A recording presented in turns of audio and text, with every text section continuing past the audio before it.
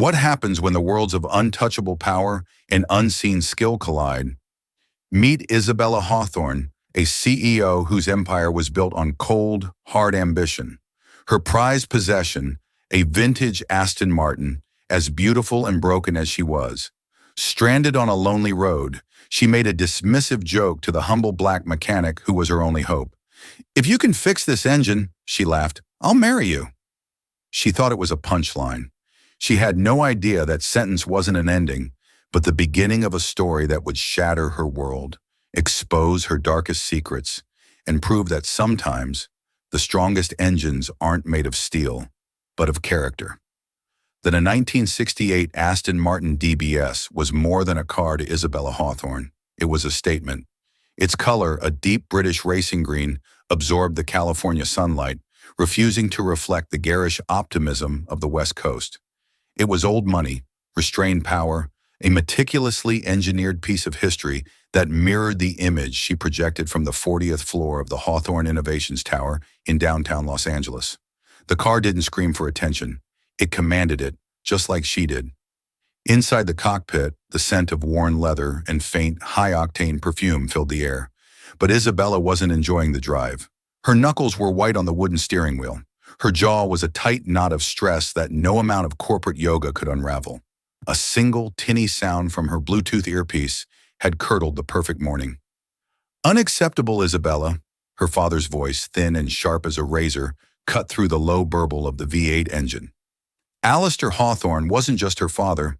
He was the chairman, the ghost in her machine, the architect of the gilded cage she called life. The Kestrel project is 3% behind schedule. 3%. Do you have any idea what that does to our fourth quarter projections? "Dad, it's a temporary supply chain issue," Isabella said, her voice a practiced, calm veneer over a churning sea of anxiety. "I'm personally overseeing the solution. We'll make it up." "Don't tell me you'll make it up. Show me." "Sterling is closing the Virtue Tech merger. His board is happy. My board," he paused, letting the words hang, "is asking questions. Don't give them a reason to doubt my choice of successor." The call ended. No goodbye. Never a goodbye. Isabella snapped her head back against the headrest, a frustrated sigh escaping her lips. Her fiancé, Richard Sterling. Of course, her father would bring up Richard. Richard, the private equity shark with a perfect smile and an empty soul, was her equal in ambition and her superior in ruthlessness. Their impending marriage wasn't a union of love. It was a merger, a consolidation of power that would make them the undisputed titans of the tech industry.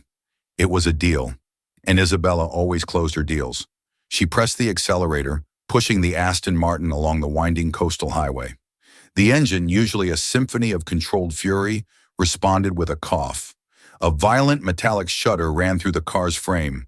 The dials on the dashboard flickered like a dying man's eyelids. "No, no, no, no," she muttered, her heart sinking. She coaxed the car, pleaded with it. But the glorious roar devolved into a pathetic sputter, then a series of clanks, and finally a groan of terminal silence. The magnificent machine coasted to a stop on the gravel shoulder, steam beginning to wisp from the seams of its long, elegant hood.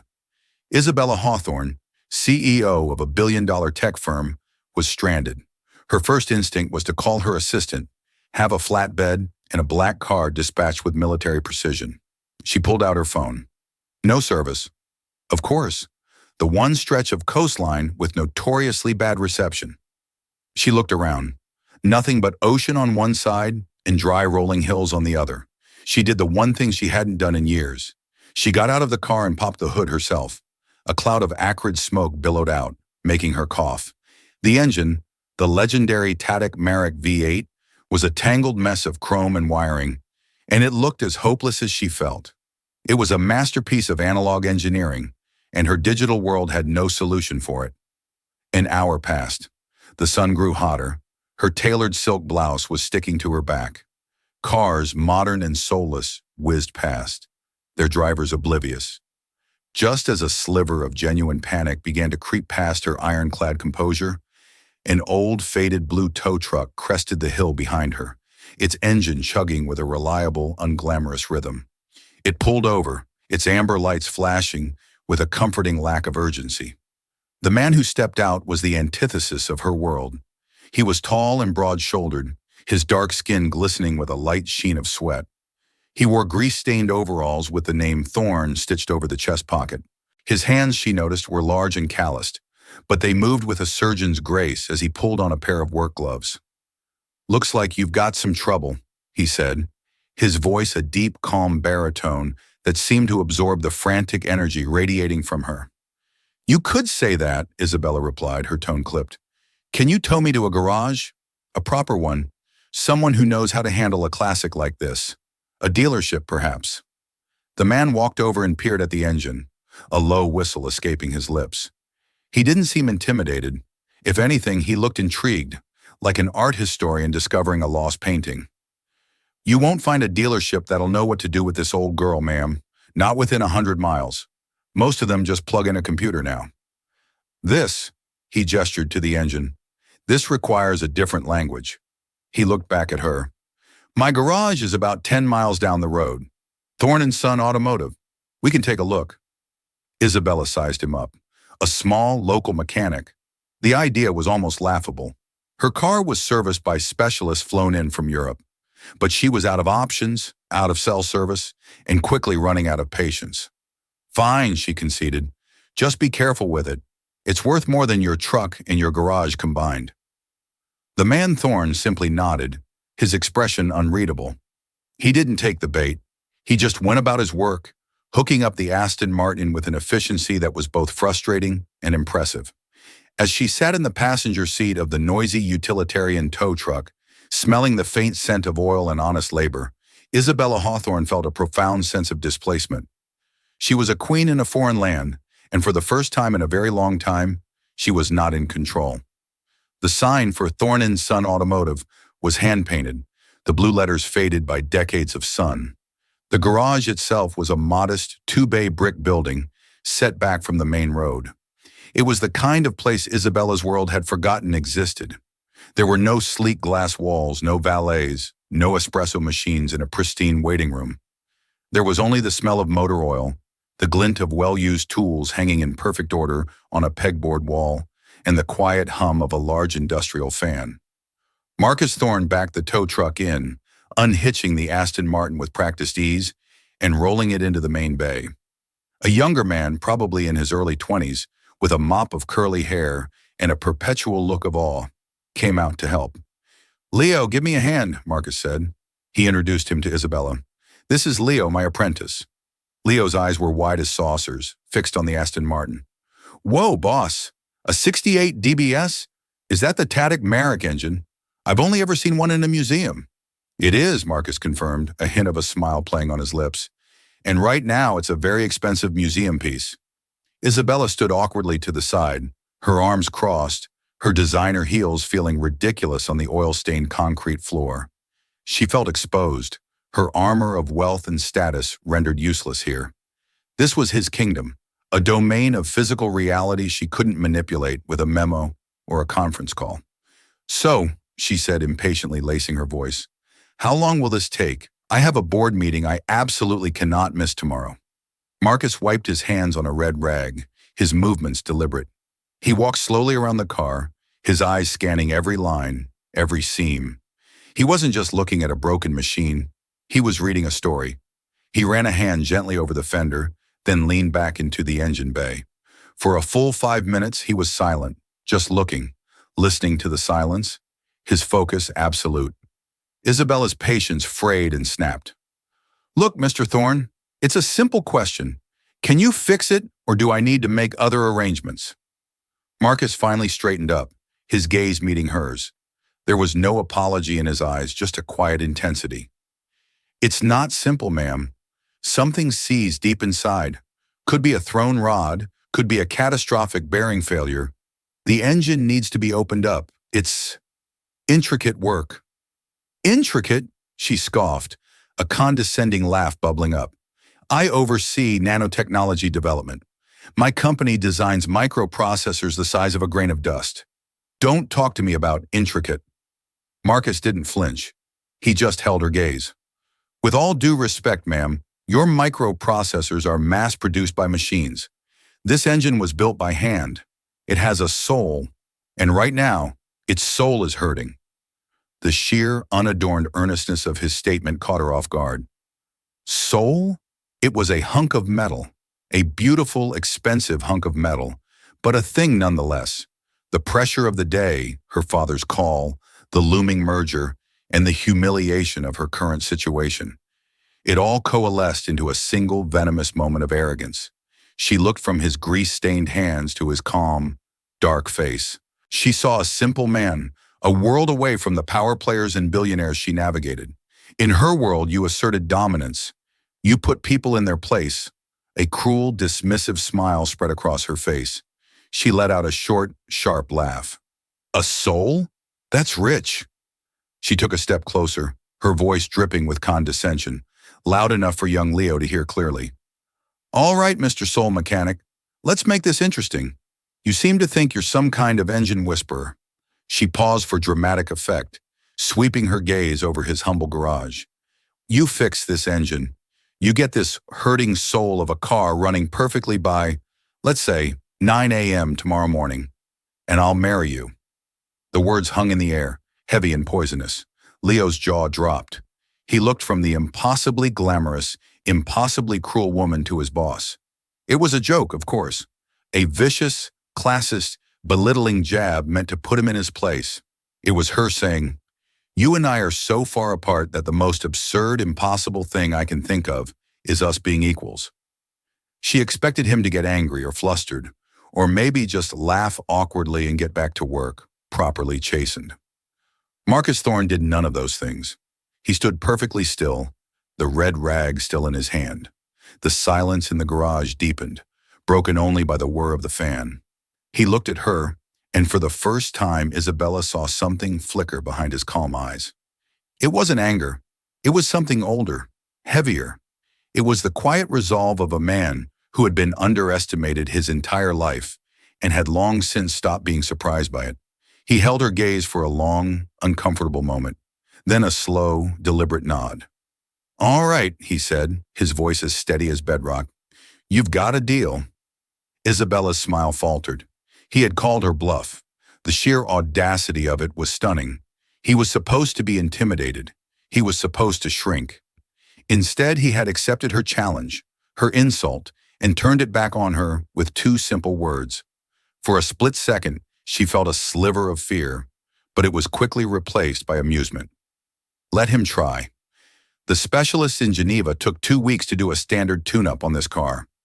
The idea that this man, in this dusty garage, could diagnose and repair a catastrophic internal failure in less than 24 hours was preposterous.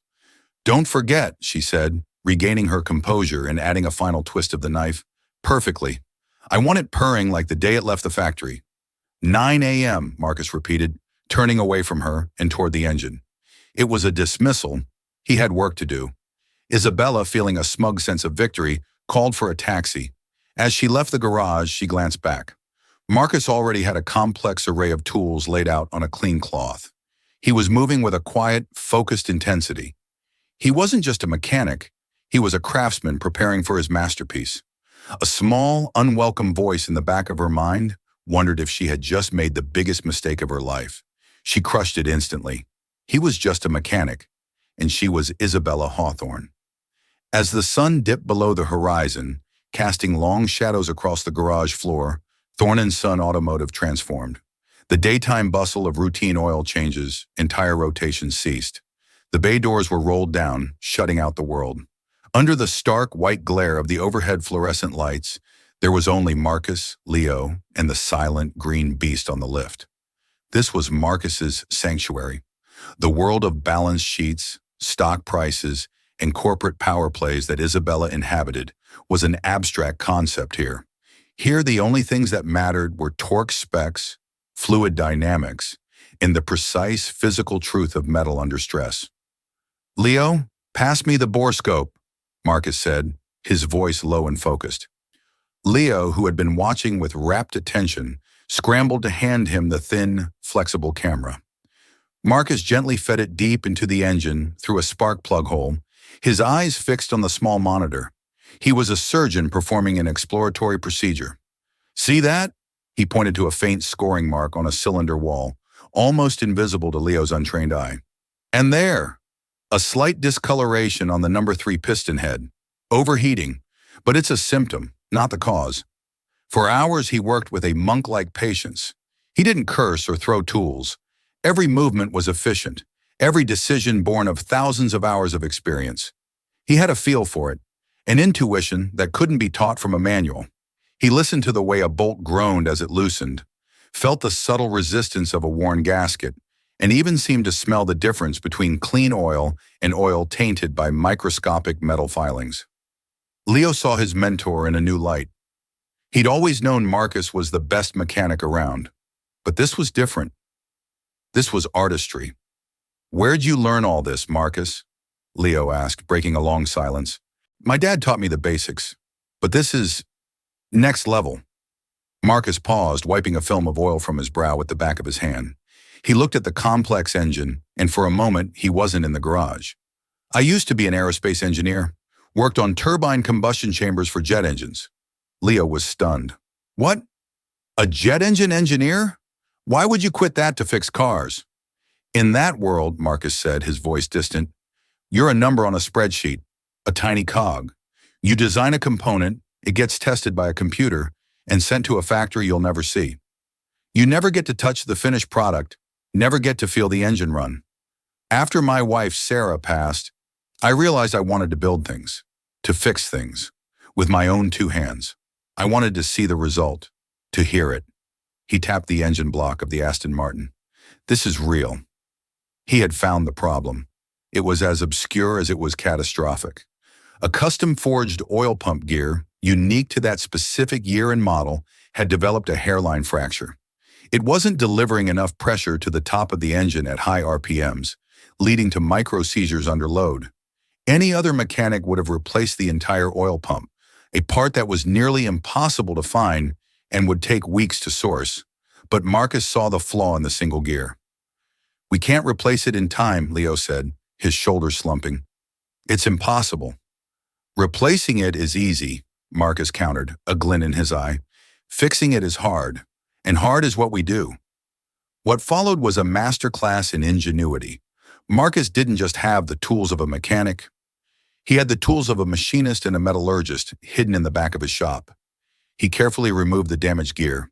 Using a set of calipers and a micrometer, he measured its every dimension down to 1/1000th of an inch.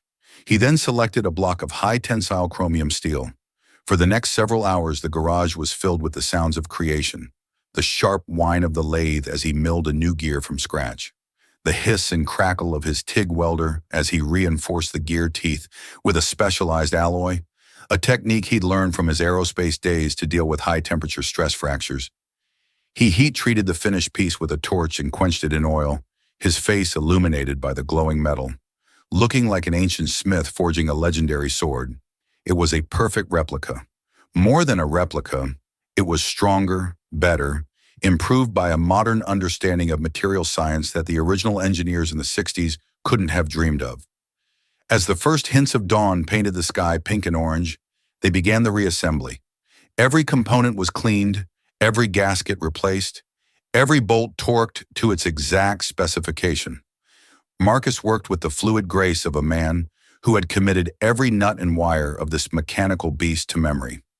At 8:45 a.m., 15 minutes before Isabella's deadline, Marcus wiped the last smudge of grease from the valve cover. The engine bay was immaculate, a work of art in chrome and steel. "All right, Leo," he said, his voice tired but filled with a quiet satisfaction. "Moment of truth." He slid into the driver's seat, the worn leather creaking under his weight. He turned the key. The engine didn't just start, it awoke. There was no sputter, no hesitation. A low, powerful, perfectly balanced hum filled the garage, a deep, resonant purr that vibrated through the concrete floor. It was the sound of a healthy heart, beating strong and true. Marcus gave the accelerator a gentle tap, and the hum swelled into a crisp, magnificent roar, a symphony of perfectly synchronized explosions. It was the sound of a promise being kept. Leo stood with a grin stretching from ear to ear. He couldn't believe it. Marcus simply leaned back in the seat, closed his eyes for a second, and listened. He had done more than fix a car. He had healed it. At precisely 8:59 a.m., a black town car, sleek and silent, pulled up in front of the garage. The rear door opened, and Isabella Hawthorne stepped out. She was back in her armor, a sharp gray power suit, hair pulled back in a severe bun, her face a mask of cool indifference. She had come to pay her bill and put this absurd incident behind her. She heard the sound first, that perfect, unmistakable purr. Her eyes widened slightly, the first crack in her composure. She walked into the bay and saw her Aston Martin, gleaming under the lights, idling so smoothly that a glass of water placed on the hood wouldn't have rippled. Marcus got out of the car and walked towards her, wiping his hands on a clean rag. He stopped a few feet away. He looked exhausted, but his eyes were clear and steady. He didn't say a word. He just stood there waiting. The engine purred. The clock on the wall ticked over to 9 a.m. He had done it. The humble black mechanic had done the impossible. And now, according to the terms of her own arrogant joke, she owed him her hand in marriage. The low, perfect thrum of the engine filled the cavernous silence of the garage. It was a sound that should have brought Isabella relief, but instead it felt like a judgment. It was the sound of her own arrogance being thrown back in her face. She stared at Marcus, her mind racing, searching for an angle, a way to control the situation. In her world, every problem had a price. Every person had a number. She just needed to find him. Incredible, she finally said, her voice a carefully modulated instrument of corporate poise. She walked over to the car, running a hand over the cool metal of the fender, refusing to look at him directly. I have to admit, I'm impressed. You're a very gifted craftsman. She opened her designer handbag and pulled out a checkbook. So, what's the damage? Name your price. And please, add a generous bonus for your time and discretion. She was already writing, the pen scratching against the paper. This was how she solved things. With money.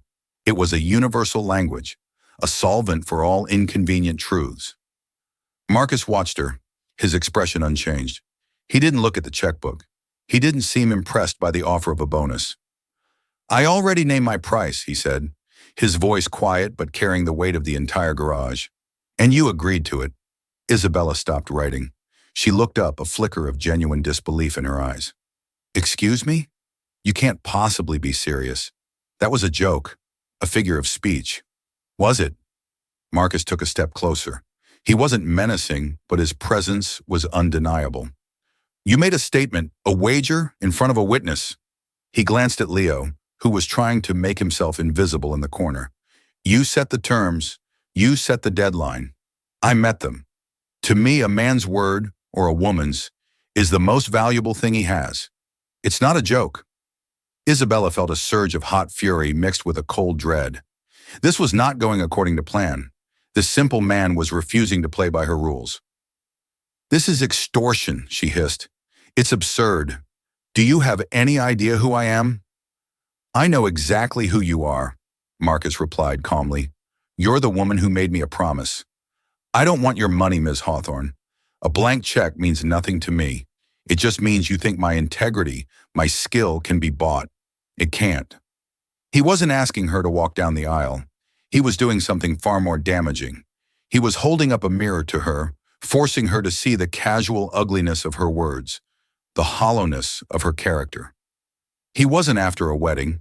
He was after an acknowledgement, an admission that her word meant something. Panic set in. Her mind flashed to Richard, to her father, to the board. The scandal, the sheer, career-ending absurdity of it. CEO to marry local mechanic after losing bizarre bet. It was a late-night talk show monologue waiting to happen. It would destroy everything she had built.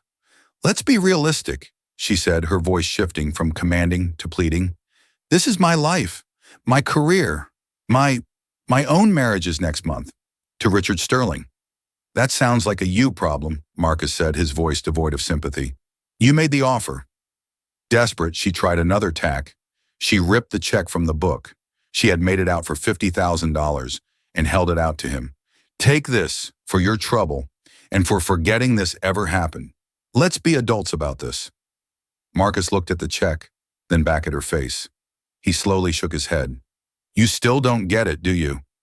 He turned and walked over to his workbench, picking up the small fractured gear he had replaced.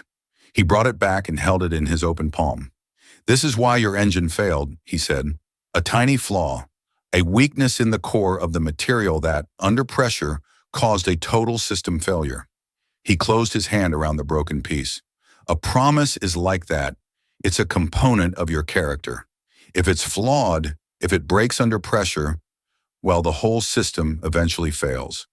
He had completely disarmed her. He wasn't a greedy mechanic. He was a philosopher with a wrench. He had cornered her, not with legal threats, but with simple, unassailable morality. Her phone buzzed. It was Richard. The real world was calling. I have to go, she said, her voice barely a whisper. She couldn't look at him. She felt small.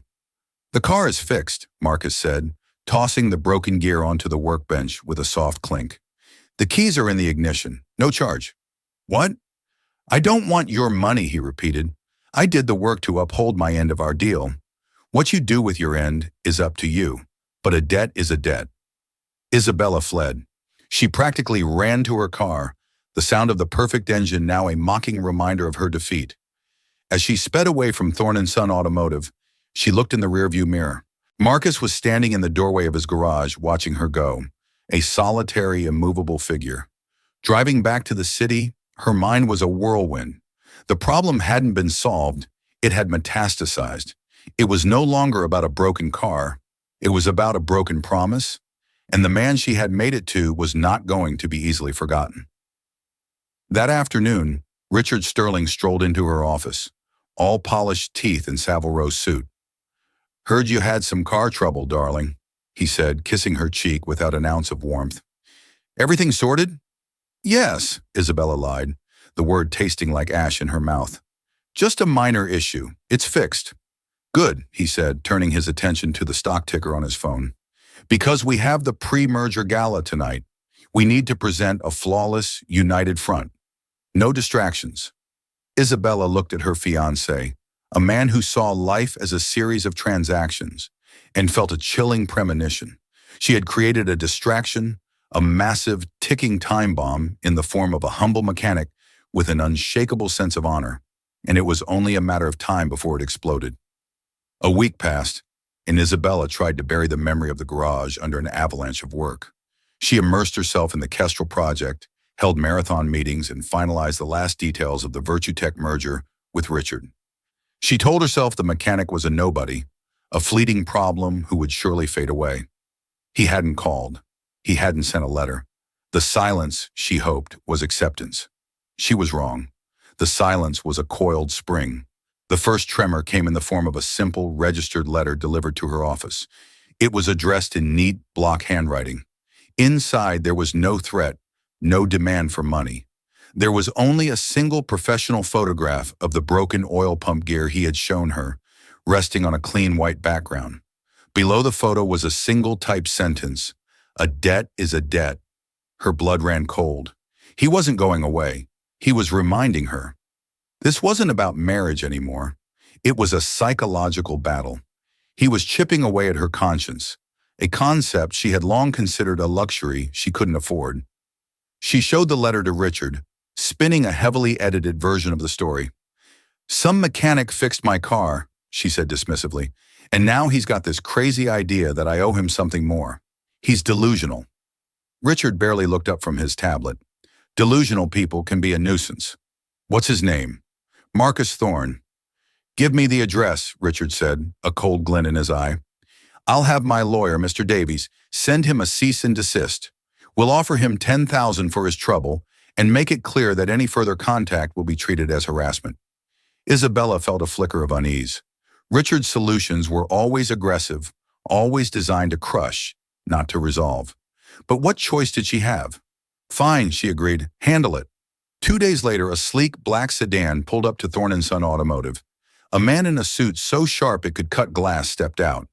This was Arthur Davies, Richard's personal attorney, a man who specialized in making problems disappear. He found Marcus replacing the brake pads on an old pickup truck. Leo watched nervously from the side. Mr. Marcus Thorne, Davies asked, his voice dripping with condescension as he eyed a spot of grease on Marcus's overalls. That's me, Marcus said, not bothering to stand up. I represent Mr. Richard Sterling and his fiancée, Miss Isabella Hawthorne, Davies began, opening his briefcase. It has come to our attention that you have been attempting to contact Miss Hawthorne. We are here to offer you a one-time settlement of $10,000 in exchange for your signature on this non-disclosure agreement, which stipulates that you will cease all communication immediately. Marcus finally stopped working. He slowly stood up, wiping his hands on his ever-present red rag. He was a good foot taller than the lawyer and seemed to take up all the air in the garage. He looked at the papers Davies was holding out, then met the lawyer's gaze. Tell your client, he said, his voice a low rumble, that my integrity is not for sale, and tell Ms. Hawthorne that a promise doesn't have an expiration date. He turned and went back to the brake pads. Dismissed, Davies stood there, sputtering, the NDA clutched in his hand like a losing lottery ticket. The lawyer left, humiliated and angry, and reported his failure back to Richard. Richard was furious. Who the hell does this grease monkey think he is? He snarled at Isabella over dinner that night at a Michelin-starred restaurant. This is a distraction we don't need before the merger. I'll handle this myself. The next day, Richard Sterling drove his own car, a menacing black Ferrari, to the garage. He didn't come to negotiate. He came to intimidate. He found Marcus alone this time. Thorne, he barked, striding into the garage like he owned it. Let's cut the crap. You think you're going to get a payday out of my fiancée? You think you're clever? Marcus calmly put down his wrench. This is between me and Ms. Hawthorne. Everything that involves her involves me now, Richard sneered, getting closer. You're nobody, a bug on the windshield of my life. You're going to take the money, sign the papers, and disappear, or I will make it my personal mission to ruin you. I'll have this place shut down for code violations. I'll have the IRS audit you into oblivion. I will bury you so deep in legal fees you'll be fixing bicycles for a living. Do you understand me? It was a classic rich man's threat, a brutal display of power. But Marcus didn't flinch. He had faced down much worse than a spoiled man in an expensive suit. You know, Marcus said, his voice dangerously soft, for a man who has everything, you seem awfully scared. That hit a nerve. Richard's face twisted in rage. He shoved Marcus hard in the chest. You don't talk to me like that. It was a foolish move. Marcus was a solid wall of muscle, hardened by years of physical labor. He barely moved, but the intent was clear. It was an assault, and they were no longer alone. Leo, returning from a parts run, had seen the whole thing from the doorway. His eyes were wide with shock and fear. Marcus simply looked down at the spot on his chest where Richard had shoved him, then back up at Richard's furious face. He didn't raise his voice. He didn't raise a hand. You need to leave, Marcus said, his voice flat and cold as steel. Now. There was something in his tone, a line that had been crossed, that finally got through to Richard. Defeated and enraged, Richard stormed out, shouting empty threats as he peeled out of the driveway, leaving the smell of burning rubber in his wake. Later that day, Leo was shaken. That guy's a psycho, Marcus. What are you going to do? Nothing, Marcus said. He showed his character. That's all. But Leo was a millennial. He was scared for his boss, and he was angry. He thought about the rich, cruel woman and her even crueler fiancé. He thought about Marcus's incredible skill and quiet dignity, and he made a decision. He pulled out his phone, found the email address for a well-known local investigative journalist, a woman named Jessica Finch, known for her tough exposés on the city's rich and powerful. He started typing. You're not going to believe the story I have for you, he wrote. He told her everything. The broken-down Aston Martin, the arrogant CEO, the impossible wager, the perfect repair, the refusal to pay, the threats. He hit send. The time bomb Isabella had created was no longer just ticking. The fuse had just been lit. Jessica Finch was a shark who smelled blood in the water from miles away. A story about corporate hubris, class warfare, and a powerful CEO's broken promise to a blue-collar hero. It was journalistic gold. She met with Leo, who recounted the events with wide-eyed sincerity. She then did her own digging, corroborating the timeline and identifying the key players. Isabella Hawthorne, the tech wunderkind, and her fiancé Richard Sterling, the piranha of private equity. She drove out to Thorne & Son Automotive herself. She didn't come as a journalist, but as a customer with a supposed engine rattle in her modest sedan.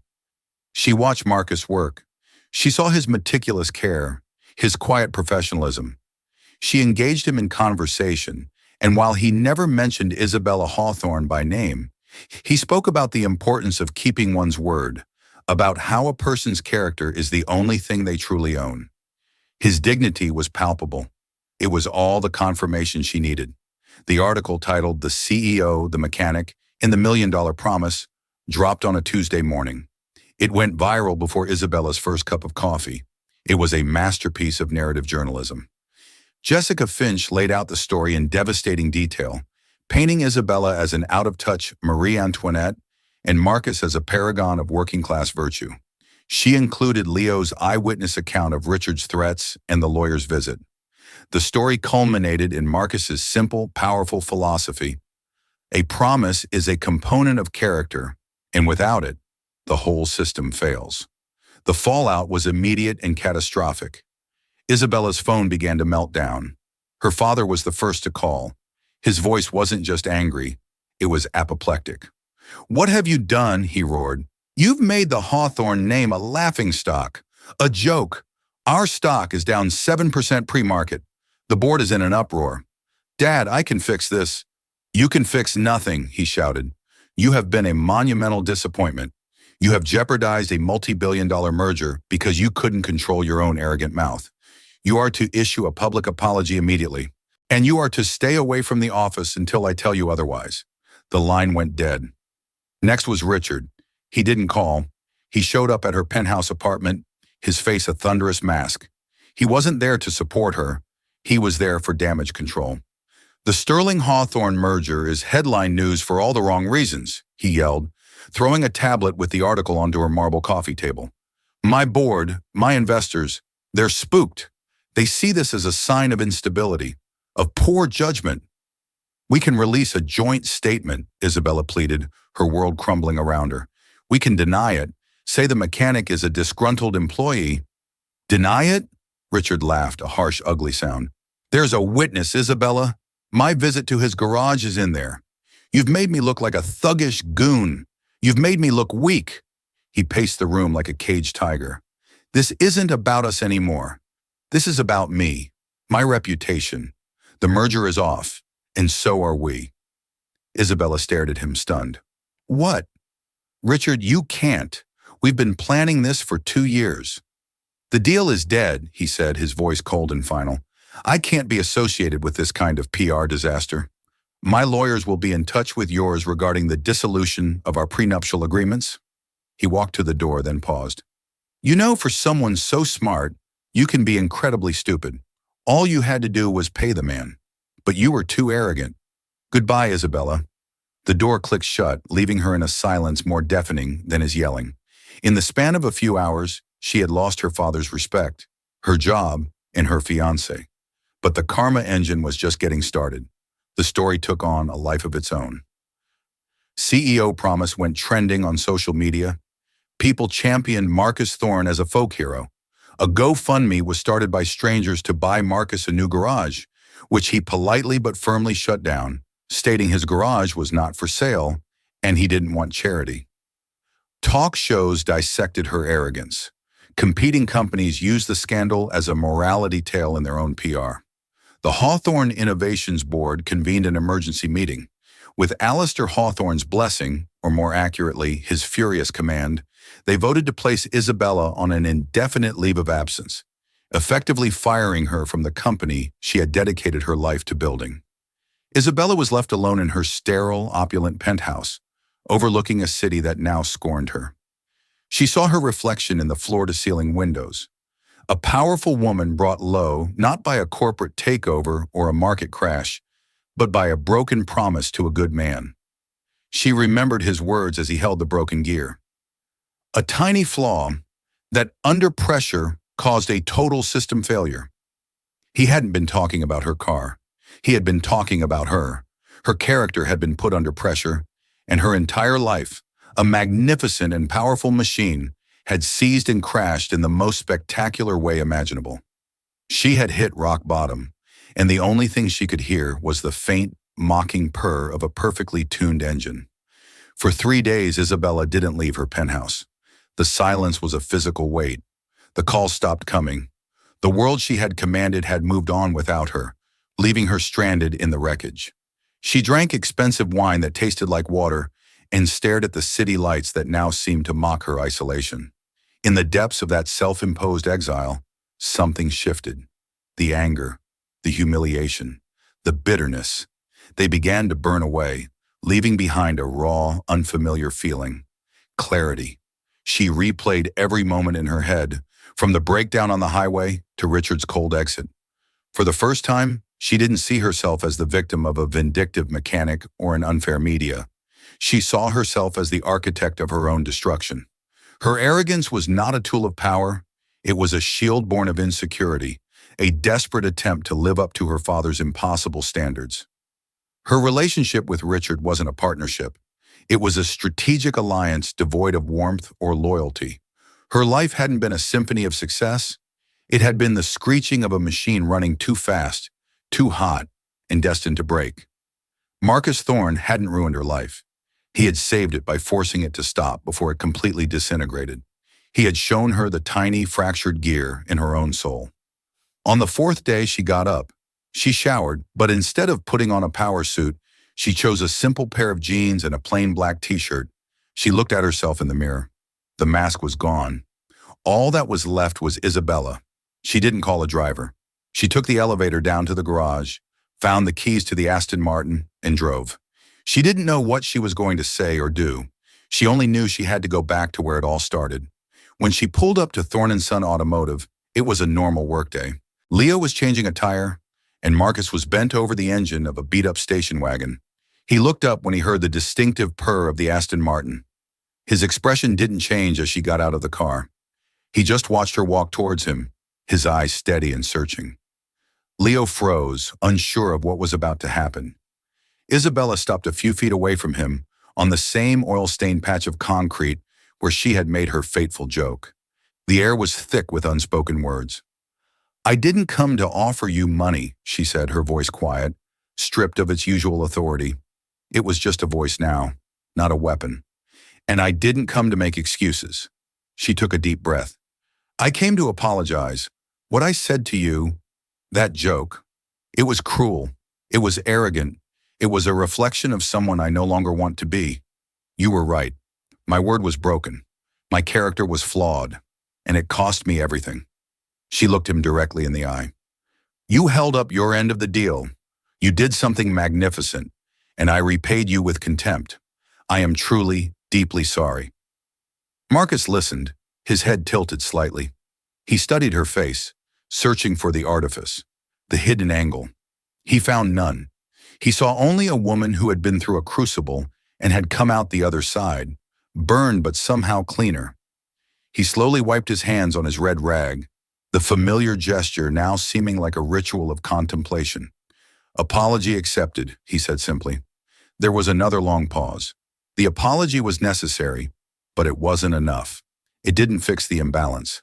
"That can't be it," Isabella said, a note of desperation in her voice. "I still owe you. A debt is a debt," you said. "I lost my job, my fiancé, but the debt remains. So what is it? What do you want?" Marcus looked at her, then at the station wagon he was working on. He looked at his own calloused hands, a slow, thoughtful smile, the first one she had ever truly seen from him, touched his lips. "You want to pay your debt?" he asked. He held out a heavy wrench. "The alternator on this thing is a nightmare to get to," he said, his voice a calm, instructional baritone. "The bolts are in a tight spot. I could use a hand. Someone to hold the light steady. Someone to pass me the right size socket when I ask for it." Isabella stared at the wrench as if it were a foreign object from another planet. A wrench. He wasn't asking for money or revenge or a pound of flesh. He was offering her a chance to do something real, to be useful, to serve. It was the most profound, most humbling, most terrifying offer she had ever received. It was a chance to start rebuilding, not her empire, but herself. Her manicured hands, which had only ever signed checks and typed on keyboards, reached out. Hesitantly, she took the heavy, greasy wrench from him. It felt solid, real, a tool for fixing things that were broken. "Show me what to do," said Isabella Hawthorne. And under the bright, honest lights of the garage, surrounded by the smell of oil and the tools of creation, the former CEO began to pay her debt, one greasy bolt at a time. The engine of her life was just beginning its long, slow, and difficult repair. And so our story ends not with a wedding, but with a wrench. It wasn't a fairy tale romance, but something far more real, a story of reckoning. Isabella Hawthorne lost an empire but found a sliver of her own humanity. Marcus Thorne didn't win a bride, but he affirmed something more valuable, his own unwavering integrity. This story is a powerful reminder that karma isn't a magical force. It's the natural consequence of our own actions. The promises we break to others are ultimately promises we break to ourselves. What do you think? Was the karma too harsh, or was it exactly what Isabella deserved? Can a person truly change after hitting rock bottom? Let us know your thoughts in the comments below. We love reading your perspectives and your own stories of when life delivered a lesson right on time. If this story resonated with you, please hit that like button, share it with someone who needs to hear it, and be sure to subscribe for more tales of drama, twists, and real-life karma. Thank you for listening.